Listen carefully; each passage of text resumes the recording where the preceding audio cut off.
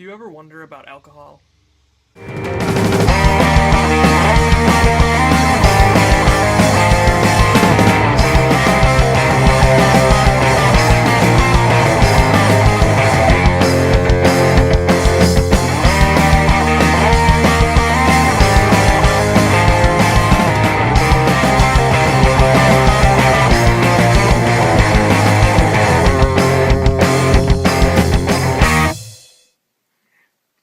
So it's been a while since I've made a video, and as you can see, I'm not at my desk at school, I'm here in my bedroom at home, but I thought that it was about time for a new video.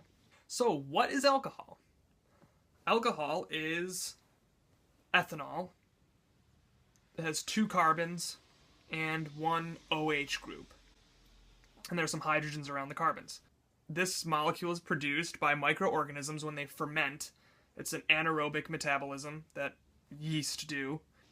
So the byproducts of this fermentation are alcohol and tasty things in beer, wine, liquor that people like to drink.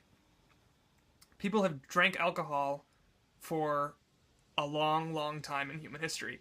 People drink it now because it's sociable and it can be fun and it tastes good, right?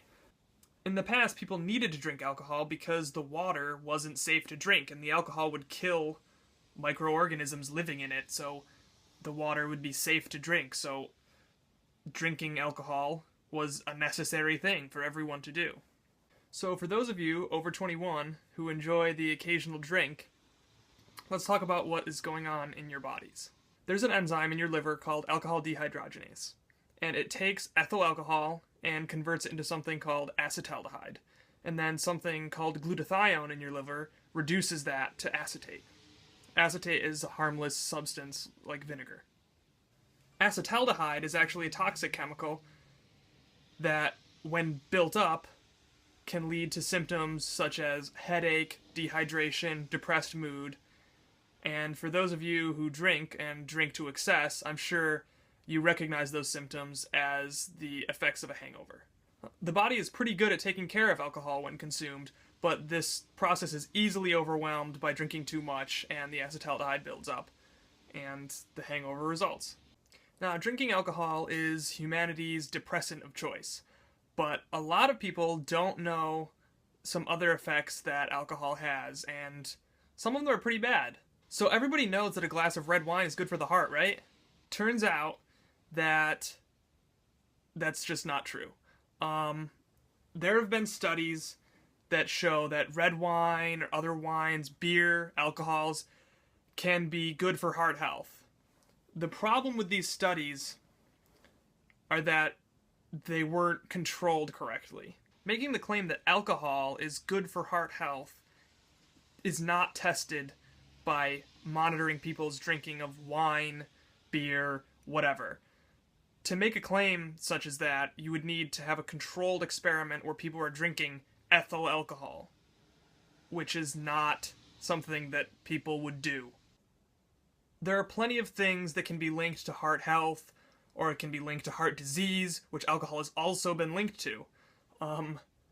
That's why when you read these studies and you see in the media, alcohol is good for your heart, alcohol is bad for your heart, you need to take that with a grain of salt. Anything in the media about scientific studies should be taken with a grain of salt. The best way to find out what's good for your health and people's health is to learn how to read through scientific literature and read it for yourself, make informed decisions, and you have to really decide if the experiment was done with the scientific method and how well it was controlled, and from there you can make your own decision. Another thing about alcohol that can be shocking to people, I know it was shocking to me when I found this out recently, is that it can be a leading cause of cancer. Breast cancers, prostate cancer, pancreatic cancer, liver cancer, really bad cancers. Alcohol consumption is heavily linked to, and we've known this for a long time. And it was in the news recently in Australia. This study in Australia heavily linked many deaths there are from cancers caused directly by alcohol. If I can find the link to that, I'll put it in the description, but it shocked me. I didn't know that. They're fighting to put labels on alcohol similar to labels on cigarettes, which I think is probably a good idea. if these studies are showing that, and it looks like they are. Especially in women, this can be a problem with developing breast cancer, because women have lower levels of alcohol dehydrogenase in their liver, so they have a harder time overcoming that cycle of acetaldehyde building up, and acetaldehyde can do DNA damage, and inflammation from the acetaldehyde on tissues can also lead to cancers. So that's why it's a bad idea for girls to try to keep up with guys when they're drinking. People do that for some reason. It's a bad idea. So if these reasons aren't good enough for you to not drink alcohol, my favorite reason to not drink alcohol is because there are studies upon studies that show that drinking alcohol, even in low amounts throughout one's life, make you look older.